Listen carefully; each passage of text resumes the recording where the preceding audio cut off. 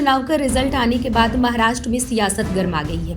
कांग्रेस की हार पर शिवसेना यूबीटी के सांसद संजय राउत ने प्रतिक्रिया दी है और उन्होंने कहा कि महाराष्ट्र में कांग्रेस अगर अकेले चुनाव लड़ना चाहती है तो वो अपनी भूमिका स्पष्ट करे। कांग्रेस के गर्व ने उन्हें हरियाणा चुनाव हराया। महाराष्ट्र विधानसभा चुनाव में अब ज्यादा वक्त नहीं बचा है। इसके लिए सत्ताधारी गठबंधन महायुति और विपक्षी गठबंधन महाविकास आघाड़ी में तैयारियां शुरू हो गई हैं। वहीं विपक्षी अलायंस में चर्चा का एक बड़ा विषय मुख्यमंत्री पद का चेहरा चुनना भी है। इसी बीच राज्य में जगह जगह उद्धव ठाकरे के पोस्टर चर्चा का विषय बन गए हैं। हरियाणा विधानसभा चुनाव के नतीजों का आगामी महाराष्ट्र चुनाव पर पड़ने वाला असर के बारे में विशेषज्ञों का कहना है कि निश्चित तौर पर इससे भारतीय जनता पार्टी का मनोबल तो बढ़ेगा ही, साथ ही सत्तारूढ़ महायुति गठबंधन में राजनीतिक सौदेबाजी की उसकी ताकत भी बढ़ेगी। इसके उलट लोकसभा चुनाव में महाराष्ट्र में बेहतर प्रदर्शन करने वाले कांग्रेस की स्थिति महाविकास आघाड़ी में सीट बंटवारे को लेकर चर्चा के दौरान कमजोर हो सकती है।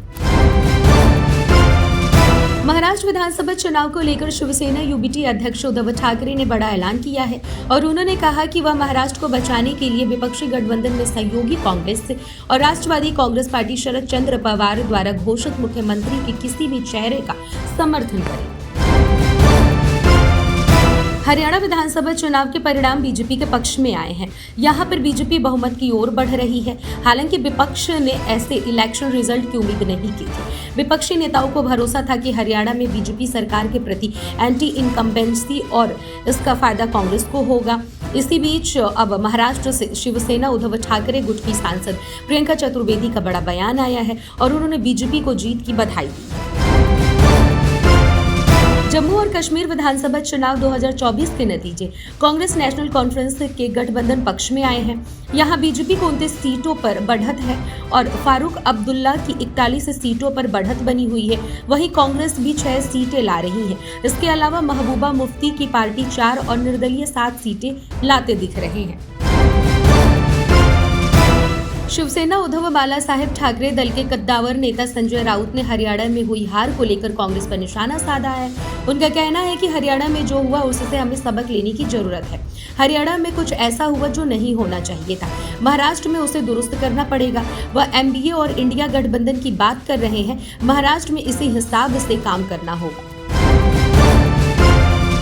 महाराष्ट्र के उप मुख्यमंत्री अजित पवार के नेतृत्व वाली राष्ट्रवादी कांग्रेस पार्टी ने मंगलवार को कहा कि हरियाणा में भारतीय जनता पार्टी की जीत और जम्मू कश्मीर में अच्छा प्रदर्शन नरेंद्र मोदी सरकार के शानदार कामकाज को दर्शाता है। साथ ही एनसीपी के कार्यकारी अध्यक्ष प्रफुल्ल पटेल ने आगामी विधानसभा चुनावों के लिए उप मुख्यमंत्री अजित पवार को उनके गढ़ बारामती से उम्मीदवार बनाए जाने की औपचारिक घोषणा की।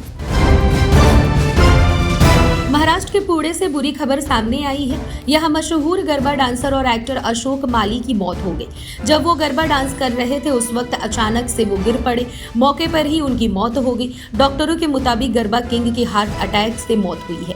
अशोक माली की मौत का लाइव वीडियो सोशल मीडिया पर भी वायरल हुआ है। इसमें वो मौत से ठीक पहले अपने बेटे संग गरबा नृत्य करते दिखे। हरियाणा में बीजेपी की शानदार जीत का असर अब महाराष्ट्र की सियासत पर भी देखने को मिल रहा है। मंगलवार को जब बीजेपी ने राज्य की सत्ता पर तीसरी बार पूर्ण बहुमत के साथ कब्जा जमाया तो महाविकास आघाड़ी दल का हिस्सा शिवसेना उद्धव गुट की राज्यसभा सांसद प्रियंका चतुर्वेदी ने बीजेपी की रणनीति की तारीफ की। शिवसेना सांसद के इस बयान पर अब कांग्रेस ने नाराजगी जाहिर की।